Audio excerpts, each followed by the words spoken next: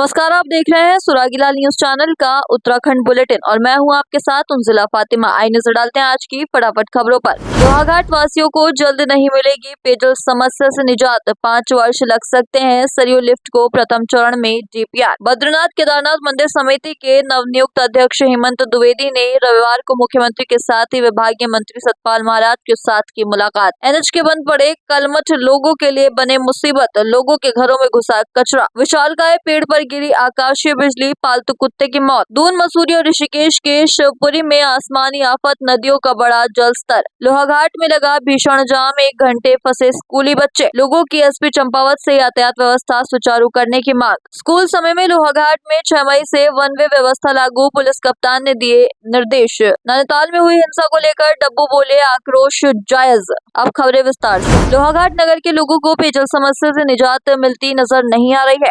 जल निगम के अधिशासी अभियंता बीके पाल ने जानकारी देते हुए बताया कि योजना की डीपीआर 2 बार तकनीकी खामी के चलते रिजेक्ट हो चुकी है। तीसरी बार डीपीआर बनाकर डिवीजन कार्यालय हल्द्वानी भेजी गई है। डीपीआर पास होने पर जल निगम मुख्यालय देहरादून जाएगी। संवाददाता लक्ष्मण बिष्ट की रिपोर्ट। तो डीपीआर तो हमने 15 दिन पहले भेज दी थी। एससी ऑफिस गई थी, वहाँ चेक हुई थी। चीफ ऑफिस गई है, चीफ ऑफिस हल्द्वानी में है अभी डीपीआर, तो वहाँ चेकिंग प्रोसेस चल रही है। उसके बाद फिर हेड ऑफिस जाएगी, फिर वहाँ से फिर शासन जाएगी हमारी डीपीआर। तो लगभग इस योजना को बनने में कम से कम 4 से 5 साल का समय लगना है। जो अभी आज यहाँ पर विषय आया सभी जनता के सामने, जो इनका जो जल संस्थान जल निगम के द्वारा बताया गया हमें कि इसकी डीपीआर हमारी हल्द्वानी पहुँच चुकी है। मेरा पहले कर्तव्य है कि बहुत जल्दी मैं सीएम साहब से संपर्क करके उसको आगे बढ़ाने का कार्य करूँगा। और क्योंकि अभी हमारा मई जून 2 महीने का जो पानी की किल्लत यहाँ पर रहती है, उसके पहले तत्काल 2 महीने यहाँ पर जल संस्थान जल निगम के अधिकारियों को कहा गया है कि आप लोग पहले वर्तमान समाधान करें, उसके बाद तत्काल बहुत जल्दी जितनी जल्दी हो चुकेगा उसको हम आगे बढ़ाते हुए उसका टेंडर प्रक्रिया करेंगे। और बहुत जल्दी यहाँ पर सभी पेयजल लिफ्ट योजना बन चुकी है। नहीं, उनसे भी मेरा ये अनुरोध रहेगा कि देखो यहाँ पर हर कोई कार्य हो रहा है, उन्हें भी समझना चाहिए। अभी जो भी अभी वर्तमान में देखो कई कार्य चंपावत से लेकर यहाँ पर हो रहे हैं, उन सब से मेरा निवेदन रहेगा आप जल्दी उठें और हमारा जितना कार्य है हम यहाँ से लेकर शासन तक सीएम साहब से लेकर हम लोग उसको तत्काल करने का कार्य करेंगे। बद्रीनाथ केदारनाथ मंदिर समिति के नवनियुक्त अध्यक्ष हेमंत द्विवेदी ने रविवार को मुख्यमंत्री के साथ विभागीय मंत्री सतपाल महाराज के साथ मुलाकात की। इस मौके पर सतपाल महाराज ने क्राउड मैनेजमेंट के साथ ही श्रद्धालुओं को धामों के अलावा अन्य पर्यटन एवं धार्मिक स्थलों के दर्शन को जाने के लिए प्रोत्साहित करने की भी बात कही। संवाददाता सुनील राज की रिपोर्ट।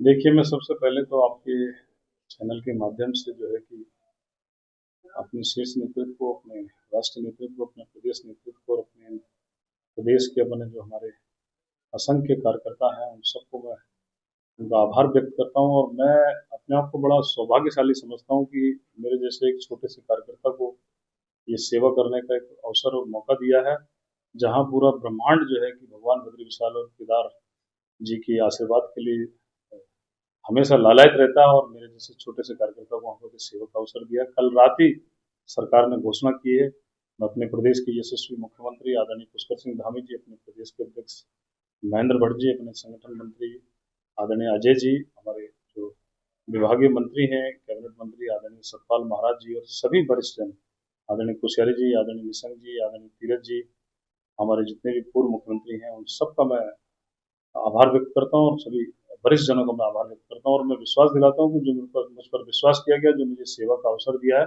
निश्चित ही जो सरकार की प्राथमिकता है, क्योंकि भगवान बद्री विशाल बद्रीनाथ और केदारनाथ जी आज उत्तराखंड नहीं, देश नहीं, पूरा विश्व का धाम है। और जहाँ से पूरी दुनिया से जो है कि लाखों की संख्या में जो है कि लोग यहाँ पर आते हैं, उनको लेकर सरकार लगातार निरंतर जिस प्रकार की व्यवस्थाएं बनाई गई हैं और मंदिर समिति की जो भी जिम्मेदारियां, जो कर्तव्य हैं, जो मुझे अपनी पूरी टीम के साथ में हमको करना है, हम लोग निश्चित ही उस पर उसको कार्य करने का पूरा प्रयास करेंगे। श्री बद्री केदार मंदिर समिति के नवनिर्वाचित जो हमारे पदाधिकारी हैं, उनमें श्री हेमंत द्विवेदी जी अध्यक्ष बने हैं।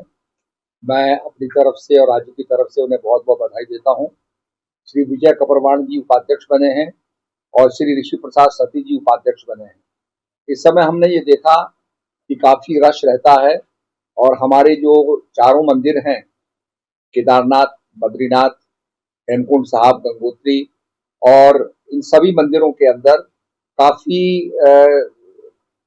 निर्देशन की जरूरत रहती है, तो इनको देखते हुए हमने 2 नए उपाध्यक्ष दिए हैं।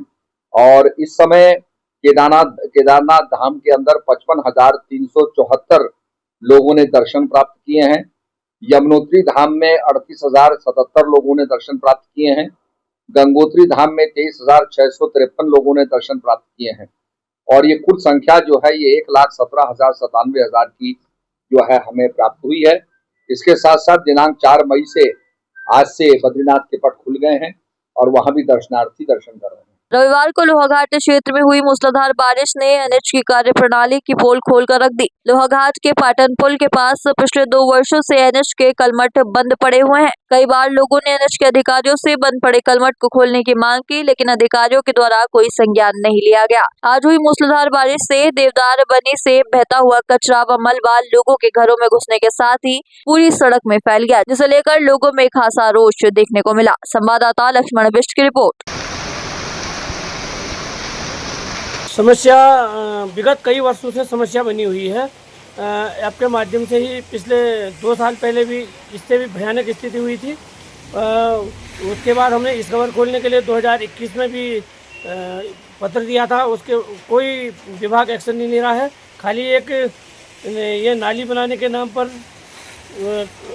शुरू करने के लिए कह रहे थे, लेकिन वो भी अभी शुरू नहीं हुई है। ये स्थिति लोगों के मकानों में जो है पानी घुस रहा है। अभी मैंने जेई साहब को भी फ़ोन कर दिया है। वो कह रहे थे कि अभी हम देख गया हूँ और देखने की स्थिति है, उसके बाद हम जिला पंचायत को या उसको सूचना करेंगे।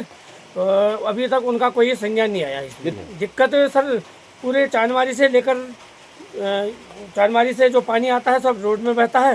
हम इन्हें 50 बार कह चुके हैं कि इस कवर खोल दीजिए। अगर वो इस कवर खुला हुआ होता आज यही स्थिति नहीं होती। अगर ये लोग आज और कल तक संज्ञान नहीं लेते हैं तो हम सारे लोगों को लेके फिर आंदोलन को विवश होंगे। चंपावत के जयगांव जैतोली भूमिया मंदिर में विशालकाय पेड़ पर रविवार को आकाशीय बिजली गिरने से पूरा पेड़ क्षतिग्रस्त हो गया। प्रत्यक्षदर्शियों ने बताया कि वहां पर बैठे कुत्ते की भी मौके पर ही मौत हो गई। गनीमत रही कि उस वक्त वहां कोई भी व्यक्ति मौजूद नहीं था, जिस कारण एक बड़ा हादसा होने से बाल बाल बच गया। संवाददाता लक्ष्मण बिष्ट की रिपोर्ट। चाहे तो एक साथ होनी चाहिए, सब लोग एक साथ बैठना ही नहीं चाहते। पापा, try this. लो, सब लपक लिए।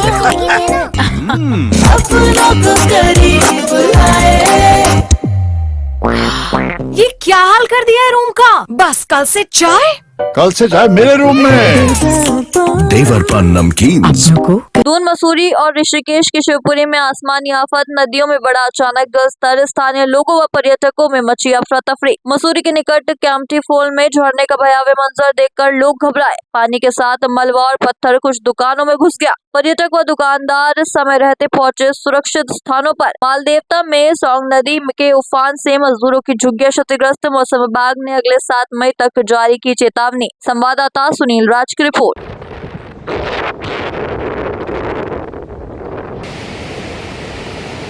लोहाघाट नगर की यातायात व्यवस्था दिन प्रतिदिन पटरी से उतरती नजर आ रही है। आए दिन लोगों को जाम से जूझना पड़ रहा है। पुलिस यातायात व्यवस्था सुचारू रखने में नाकाम साबित होती नजर आ रही है। सोमवार सुबह स्कूल समय में नगर के हथरंगिया में भीषण जाम लग गया, जिसमें स्कूली बसों के साथ साथ कई अन्य वाहन बुरी तरह फंस गए। लगभग 1 घंटे चले जाम में वाहन तो दूर, लोगों का पैदल निकलना तक मुश्किल हो गया। जाम में स्कूल के छोटे छोटे बच्चे काफी परेशान नजर आए। लोगों ने एसपी चंपावत से यातायात व्यवस्था सुचारू करने की मांग की है। संवाददाता लक्ष्मण बिष्ट की रिपोर्ट। प्रणाली में तो हमेशा ही सवाल उठे हैं।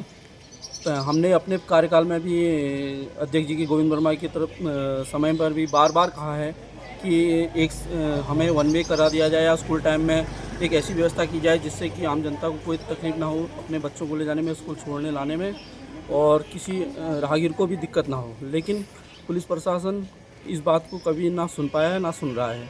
कभी कभी इन्होंने 1 आध दिन इसका किया है पालन, लेकिन पूरी तरह नहीं कर पाए हैं। आज देखिए, आज कम से कम 1 घंटा हथरंगिया में जाम रहा, जिस कारण बच्चे पैरापीट से ऊपर से जाने को मजबूर हुए।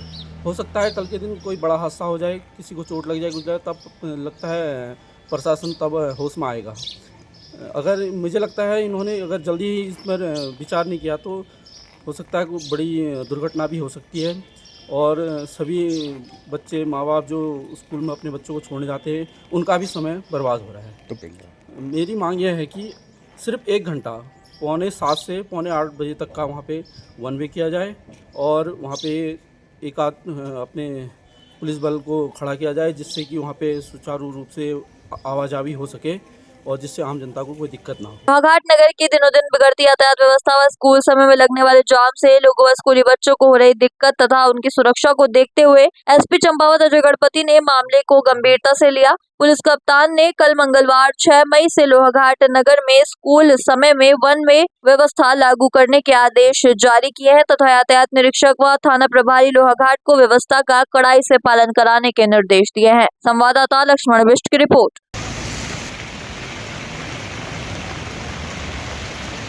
आज दिनांक 5/5/2025 को लोहाघाट में ये हथरंगा के पास थोड़ा जाम की स्थिति पैदा हुई थी जिससे स्कूल के बच्चों के आने जाने में परेशानी हो गई थी। इसको संज्ञान लेते हुए एसपी महोदय द्वारा मेरे को यहाँ लोहाघाट भेजा गया और मैंने जो है यहाँ पर एक व्यापार मंडल और स्कूल के जितने प्रबंधक लोग हैं सभी की एक मीटिंग ली गई।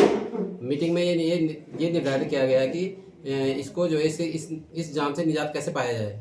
तो सभी लोगों ने बताया है कि इसका एक ही समाधान है कि इसको जो है स्कूल खुलने के टाइम में और स्कूल बंद होने के टाइम में इनका समय निर्धारित किया जाए और 1 वे किया जाए। तो इस संबंध में फिर सभी लोगों ने ये डिसाइड लिया गया कि सवेरे प्रातःकाल 6:30 बजे से लेके 8 बजे तक और सायंकाल 12 बजे से लेके 2 बजे तक स्कूल खुलने और बंद होने के टाइम में 1 वे किया जाए। इसमें खाली स्कूल की गाड़ियाँ ही नहीं, अभी तो शहर की जितनी भी गाड़ियाँ जो खेती खान चौराहे से लेके ऊपर जयंती भवन को जाती हैं वो रूट निर्धारित किया जाए और जयंती भवन से नीचे आने वाली गाड़ियाँ के लिए वो रूट बंद कर दिया जाए।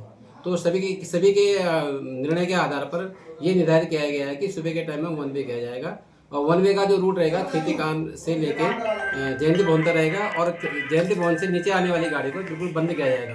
ये केवल 4 व्हीलर के लिए ये आदेश जारी रहेगा। 2 व्हीलर वाले वाहन आवागमन कर सकते हैं। इसके अलावा जयंती हथरंगिया से लेके खेती खान तक के बीच में जो भी 4 व्हीलर रोड में जो है क्या कहते हैं नो पार्किंग जोन में खड़े रहते हैं उनके खिलाफ भी सख्त से सख्त कार्रवाई की जाएगी। जो इसका पालन नहीं करेगा उसका जो है उसकी गाड़ी को क्रेन से टो करके सीज की कार्रवाई की जाएगी और उसको थाने में जमा कर दिया जाएगा। और इसके अलावा व्यापार मंडल वालों को बताया गया है कि सुबह प्रातःकाल 11 बजे से लेकर 2 बजे तक बाजार में जाम की स्थिति पैदा होती है और क्या कहते हैं NH होने के कारण लोडिंग अनलोडिंग 11 बजे से लेकर 2 बजे तक लोडिंग अनलोडिंग बंद रहेगा। और इसके साथ साथ जो फल ठेले वाले जो जिनकी क्या कहते हैं सब्जी और ठेली लगी रहती है उनने जो है रोड को घेर रखा है।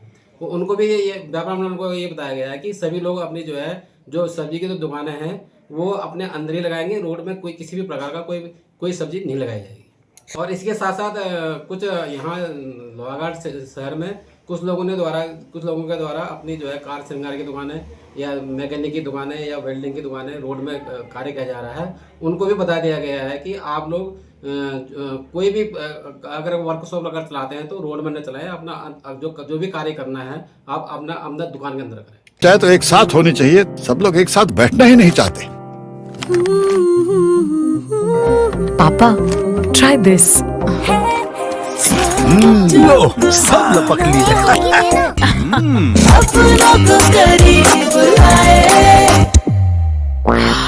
ये क्या हाल कर दिया है रूम का? बस कल से चाय मेरे रूम में।